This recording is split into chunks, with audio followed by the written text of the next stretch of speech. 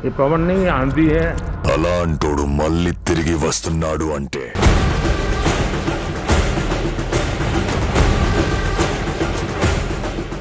పవన్ అంటే పేరనుకుంటివా? తుఫాన్ 2024 పవన్ నామ సంవత్సరం. అన్ని ప్రశ్నలకు ఒకే సమాధానం, పవన్ కళ్యాణ్. పవన్ కళ్యాణ్ ఇది పేరు కాదు, ఓ ప్రభంజనం. కోట్లాది మందికి అతనో దేవుడు. ఆయన నడిస్తే పాదం కలుపుతూ, ఆయన పిలిస్తే లక్షలాది గొంతులై నినదిస్తూ, ఆవేశంగా కవిత్వం చెప్తే ఆ భావోద్వేగంలో భాగమవుతూ నడిచే కోట్లాది మంది అభిమాన గణం ఆయన సొంతం.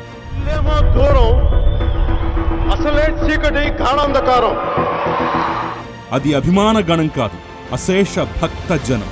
అతని సినిమా విడుదలైతే థియేటర్లన్నీ మేడారం జాతరలాగా మారిపోవలసింది. పవన్ భక్త కోటి చేసే హడావుడికి ఔరా అని ఆశ్చర్యపోవలసింది. కటౌట్లకు క్షీరాభిషేకాలు, వెండితెరలకు మంగళహారతులు, థియేటర్ల ముందు దిష్టిపోయేలా కొబ్బరికాయల శబ్దాలు, ఇలా అన్నీ పవన్ భక్తనామస్మరణతో మారుమ్రోగాల్సింది. తెరపై హీరోయిజం ప్రదర్శించాలన్నా, నిజ జీవితంలో కోట్లాది మంది ప్రజలకు అండగా నిలవాలన్నా పవన్కే చెల్లింది.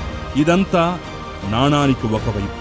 మరి రెండో వైపు సినిమాల్లో 100 కోట్ల రూపాయల ఆదాయం, కాలు కింద పెట్టకుండా జీవించేంత లగ్జరీ, చిటికేస్తే ఏ పనైనా చేసి పెట్టే మంది మార్బలం.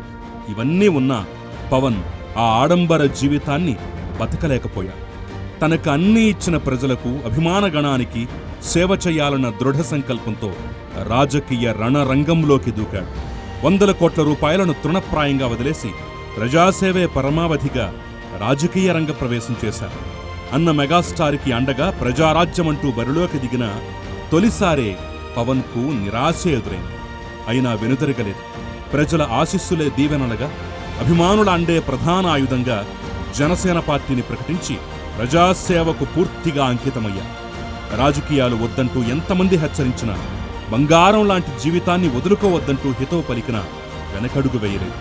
తనకు అన్నీ ఇచ్చిన ప్రజలకు కొంతైనా చెయ్యాలన్న తలంపుతో ప్రశ్నించటమే ప్రధాన అజెండాగా పార్టీని ప్రకటించారు. 2024 బిగ్ గేమ్ చేంజర్. పోటీ చేసిన 2 స్థానాల్లోనూ ఓటమి, అసెంబ్లీ గేటు తాకలేడన్న విమర్శలు, రంగులేసుకునేవాడు రాజకీయం ఏం చేస్తాడన్న ఎత్తిపొడుపు, అన్నచాటు తమ్ముడంటూ నవ్వులాటలు, వ్యక్తిగతంగా తిట్లు, వీటిని కూడా పవన్ ఓరిమితో భరించాడు. వీటన్నింటికీ 2024 ఏడాదిలో సమాధానం చెప్పేశాడు. పవన్ కళ్యాణ్ అనే నేను ఈ ఒక్క ఏడాది పవన్ చరిష్మాను జాతీయ స్థాయిలో చాటి చెప్పింది. సాక్షాత్తు ప్రధాని మోదీయే ఏ పవన్ నహీ ఆంధీ హై అని పొగిడేలా చేసింది. ये पवन नहीं आंधी है। వేరే రాష్ట్రాల్లో తమ పార్టీ తరపున ప్రచారం చేసేలా బీజేపీనే పిలిచేలా చేసింది. అంతేనా? అంతేకాదు, ఏపీ రాజకీయాల్లో పవన్ మార్క్ ఈ ఏడాది స్పష్టంగా కనిపించింది. దీంతో 2024 పవన్ నామ సంవత్సరంగా మారిపోయింది.